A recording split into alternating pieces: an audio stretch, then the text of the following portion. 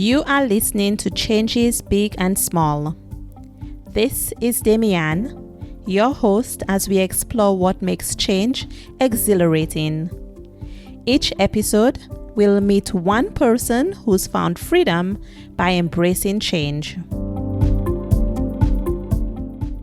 Today, I'm chatting with Rossana Menezes. Rosanna is a happiness engineer at Automatic. Listen to learn about Rosanna's distributed family, her approach to travel, and how she systematically made two dramatic changes in her life. There is so much that we can learn from her to make changes in our own lives. Whether you're looking to travel, change jobs, or something else, Rosanna has some invaluable tips that you can use, even if you're not a fan of spreadsheets, which she is. Let's get started. Please tell us your name, where you were born, where you live. I know that might get interesting. And what do you do that pays the bills? Okay, so my name is Rosanna Menezes. I was born in Recife, Brazil. Lived there for about 29 years, and then I immigrated to Canada. It was a whole process there. I've been living in Canada for the past 10 years. It's going to be 10 years in January 16. Now I'm working for Automatic as an IT support person, which was also a change because I graduated originally in journalism back in Brazil. And then when I was like 35, I decided that, I never actually worked as a journalist, but I decided to go back to school and switch to IT, took a programming course, and then everything changed. For the last 2 years, I've been working for Automatic as a happiness engineer. Yeah, so Rosanna and I actually know each other because we work for the same company. Yeah. So where are you right now? Right now I'm in Norway, in a city called Trondheim, where my sister lives. But yeah, my parents still live in Brazil with my younger sister. I live in Canada, and my sister lives here. So I come visit at least once a year. It's easier now because working for a remote company, it's easier for me because I can come here and work from here. I don't need to actually spend vacation time to come here. This is my second time coming here in 2019. From here, I am going to travel a little bit through Europe, which is going to be the first time I'm going to do that. Backpacking and working at the same time. And I know it's going to be a little bit challenging because I'm going to do a lot of cities and I'm going to be moving around a lot for the next 2 months until December 7th. And I leave Norway on October 19th, and then I go back to Canada on December 7th. What do you think will make it challenging? I like to travel. I travel a lot. And usually I have more time to explore because I'm really a really big fan of walking everywhere because I feel that I know the place better if I'm walking as opposed to grabbing the subway or bus or something like that. So this will cut my day in half. I will only have half a day to spend going to places and everything. Also, usually when I go on vacation, I go back home more tired than when I left because of all the walking and all the exploring and everything. And it's amazing, but it's exhausting. And I think this is going to be a bit of an issue too, to balance working early in the morning and then spending the whole rest of the day out going to places and everything, and then come back and be in one piece the next day to work again. What inspired you to take this trip and why now? I've done that before. I've done that before when I worked for the bank back in Canada. I used to work for BMO, and I did that on my vacation. Basically, I love traveling. And I came to Norway in February for my niece's 1-year birthday. But it was like winter, and I came here and I spent like a whole month here just helping my sister with the party and working and everything. And when my parents told me they were coming, I was like, okay, so I'll go too, so we can all like be together. But I don't want to like go to Norway again and just go there and come back home. Since I'm in Europe, I'm going to go from there and go someplace else. And it always started with, I was looking for direct flights from Trondheim, and I saw Barcelona was in one of the options. So, okay, let's go to Barcelona. Have been to Spain before, but to the south, like Andalusia region. So let's go to Barcelona. And then I made a mistake of opening Google Maps. And I was like, oh my God, it's so close to the French border. And now it's going to be like 2 months. I'm going to do the whole like south of France and Italy and everything. Do you enjoy planning for trips? I do. I think I do. I think my sister enjoys more than I do. And I ask for her help a lot of time, but because she actually loves it. Okay. I like traveling more than planning, but I'm a bit of a control freak, so I would never go on a trip without having everything planned. I don't mind if something changes, I adapt, but I like having at least a plan A and a plan B. So I have all the Airbnbs booked, all the tickets booked. I have a list, like a huge spreadsheet where I put everywhere I need to go, every place in each city I want to visit. And if I make it, fine. If I don't make it, fine as well. But at least I have like something to work from. So you like to know what your options are and to give yourself enough room to have a variety of experiences and maybe not miss on something. Exactly. And on top of that, for me, it takes a lot of planning as well because I have gluten allergy, so I can't eat anything with wheat. So I need to make a lot of research about restaurants I can go, options I have to, especially now I'm going to Italy, and I was like, it's going to be terrible because pasta everywhere and I won't be able to eat. And then I figure out that like doing my research that they have like a lot of gluten-free pasta options there and it's easy to find. So yay. Does your preference for planning and for control limit some options or some opportunities? I don't think so. I think it's actually the opposite because I think sometimes if you don't plan, you might end up not using the time properly. And when you plan, you get more organized and you are still able to move things around. For me, I think it's the opposite. I think it actually helps me to manage my time better and not go running from one side to the other. What should I do now? What should I do now?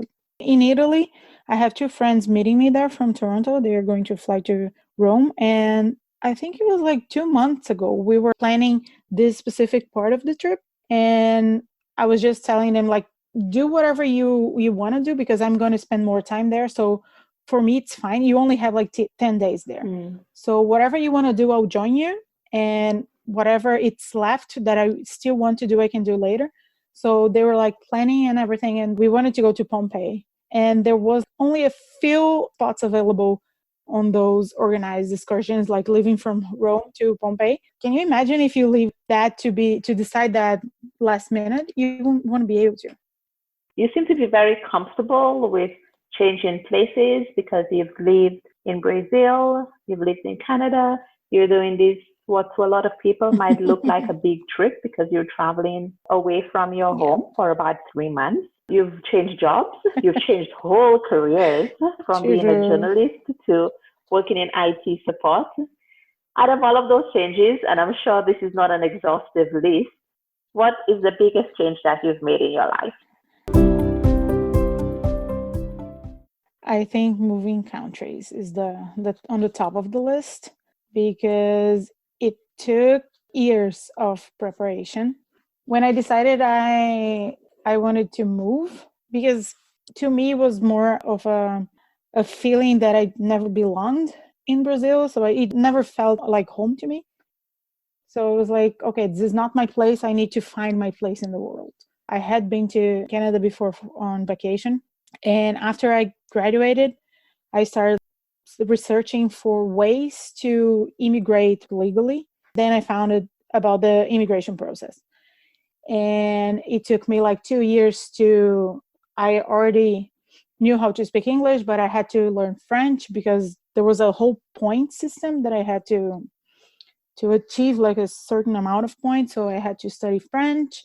I had to work so I could have work experience to prove, and my diploma, my bachelor degree and everything. So it took me like years to organize everything and then leave a whole life behind, family, friends, everything, like all the cultural baggage that you have. And then you move to another country and you're starting from scratch.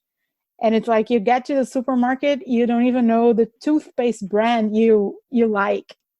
Everything is new. Even the language, you speak English, but when you get to a country where English is the first language, is different. These expressions, the accent, everything is different.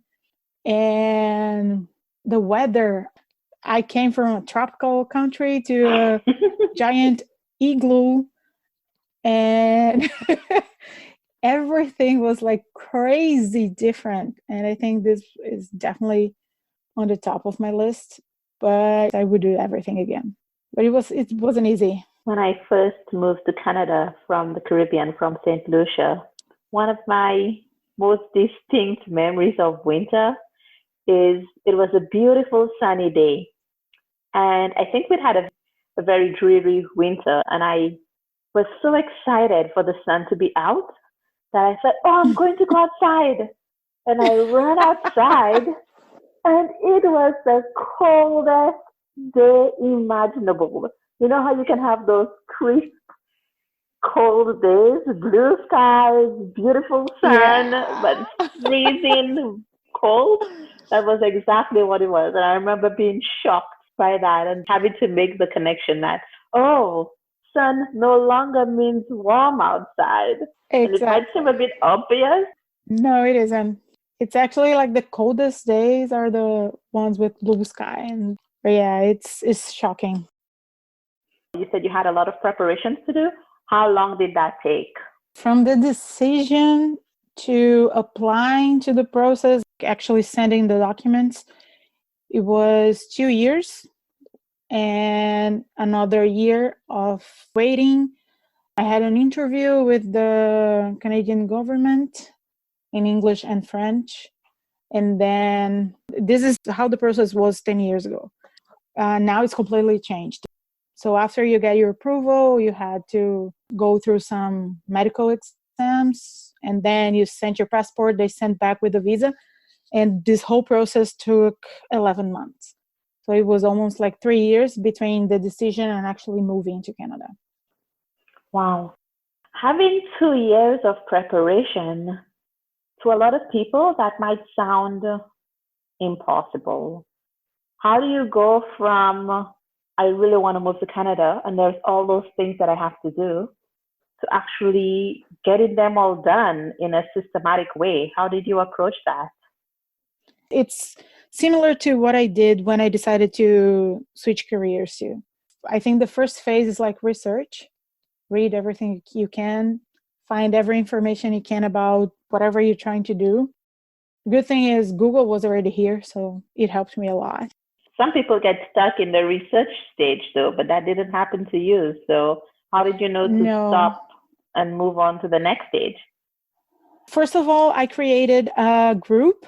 In Brazil, there's a lot of people, at least there was a lot of people that were interested in moving to Canada. So I created a group in my hometown only. We met once a month and we all shared information about the process, which phase of the process everyone was, and what we should do. We also had like Google Groups email. It's not a thing anymore, but it was before the whole like social media boom. So we had like a Google Group email, which was like we had people from the whole country exchanging information, asking questions, sharing information about the project. I had a blog that I used to share everything I found out about it. And other bloggers also comment on my blog, and we also exchange information about it. official channels like the Canadian side government, they're very important. It's really important for you to focus on real information as opposed to whatever A or B said. And so after I gathered all the information, it was next phase. It's good to have people that want the same thing you want close, because if you get frustrated, if you are like thinking about giving up, we support each other. So that was a really big part and very important part of the whole process. After that, it was just like, again, spreadsheet. I love spreadsheets. Setting everything I had to do. Like, I need to learn French. So let's research French schools in Recife, where I was born.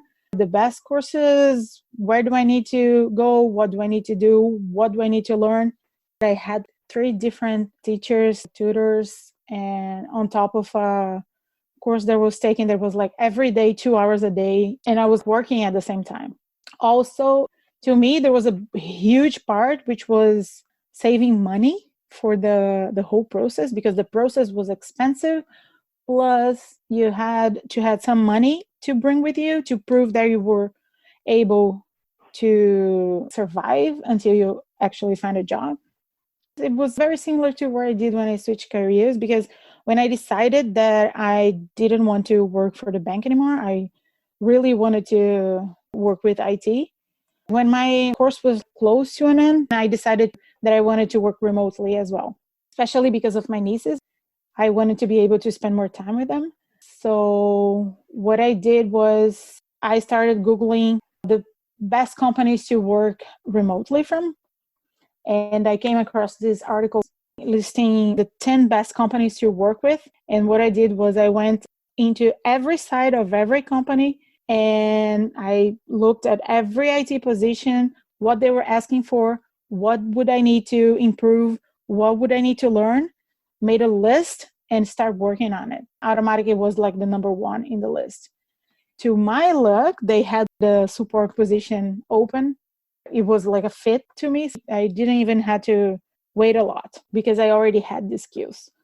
If you had to summarize the process that you take, whether it was for changing jobs or for changing countries, you talked about starting with research. Could you name the rest of the steps? After research, I think it's the actual planning, creating like a schedule and visualizing what do you need to do, how you're going to do it, and setting deadlines. Because I feel that you don't set a deadline, it's like a goal that gets lost in the future. Sounds like you were very structured in your approach and that you were very careful to break things down into pieces that you knew you could do. Yeah. And if there was something that I didn't know how to do, I would add like an extra step that I need to learn this, or go after someone that knows how to do it and see where I can do, if I can learn from this person, or if it's something that I can pay for a service for someone to do that for me.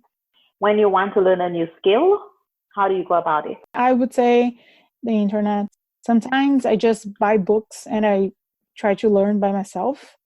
If it's something that is more complicated, I would just purchase an online course. I take a lot of e-courses from everything from drawing to singing to PHP.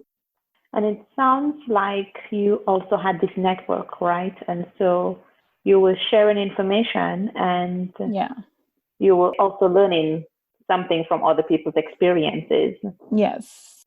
Did you know anybody who'd already been through the whole process? At the time I started, no. We were all like in different stages, but no one was actually already in Canada. There were some blogs that I used to follow from people that were already there, but I didn't actually know anybody. It was just like from following blogs. Did you find that encouraging, seeing other people who had made the journey? Was that part of what motivated you? Definitely, yes. It had like 2 different effects. It makes you a little bit anxious because you want to be on that stage already. And you were like thinking, I was like using Google Maps to visualize like streets in Toronto where I would live and supermarkets and like looking for houses, and I wasn't even there. But on the other hand, was like very encouraging to see that other people did that. So if someone else did, I can do too. What was scary to you about this whole process or about change in general? What do you find scary about change? I think everything, because we fear the unknown, right? Usually. And I moved to another country completely by myself. I didn't know anyone. I had to like make new friends, adapt to another country. I didn't even have like a credit card because you don't have a credit history in the new country. But I think my biggest fear was failing, because even though I plan a lot and I like to have backup plans, specifically for this one, I didn't have a backup plan because I didn't see myself not moving to Canada and staying in Brazil. So to me, it was like, this has to work. I'm going to make it work. I don't care how, but it's going to work because I didn't have a backup plan for that. And I think that was the most scary part, was like the possibility that all the work, everything, all my time, all the time that I invested was just not going to work. And what would I do? As you were talking, you seem to be very driven, but you also explained that you do get afraid or you do face fear in times of change. How do you persist even when you're afraid? And that's a tough question. I just try to understand that fear is normal. It's like, I think not fearing something, it's actually the not normal thing, right? Like we're built to be scared of things we don't know. Like it's a survival skill. I try to think that it's normal, it's going to happen, I can't avoid that. And what I try to do, it's not to let this impact in my decisions. I'm going to be scared of that. That's fine, but it won't stop me. If I really want something, I don't care how scared I'm going to be. I'm going to try to get to the end of it. Because otherwise, you'll never change, you never move forward. One of my little sisters was preparing to move to Florence from Ottawa. Okay. And I was asking her, are you scared? And she was like, yeah, I'm getting a bit nervous. And I said, and I didn't come up with this. I heard this on a podcast, but I don't remember which one. I heard somebody say, what happens in your brain when you're going through fear is very similar to what goes on in your brain when you're excited. And so the emotions, fear, and anticipation or excitement are flip sides of the same coin, maybe. And a hack could be to tell yourself, okay, I'm really excited, and try to change your mindset that it's not just fear that you're feeling, but to also acknowledge the excitement. I've been trying to use this practice and say, okay, I might be afraid now, but what's the exciting thing also? Because there usually is an excitement if you focus on that instead of on the fear. Exactly. Yeah, that's a very good exercise. And it makes sense to me because in my case, it was very exciting. Some people don't like change, but I do. I like new things. I like exploring. I think if you focus on the excitement, and even though if it is not something that you are pursuing personally, like sometimes changes happen to your life and you don't actually want them. But if it is something that is inevitable and you try to focus on the positive side and you try to focus on the excitement of the new thing, it's a really good way to overcome the fear, or at least lock it to a box, at least for a while. We're coming up on time, but before we end, I would like to ask, do you have any advice for somebody who wants to travel or wants to change jobs, but is feeling a bit stuck and not sure how to overcome the fear or the paralysis? Since we are in the internet era, look for people who have done what you want to do.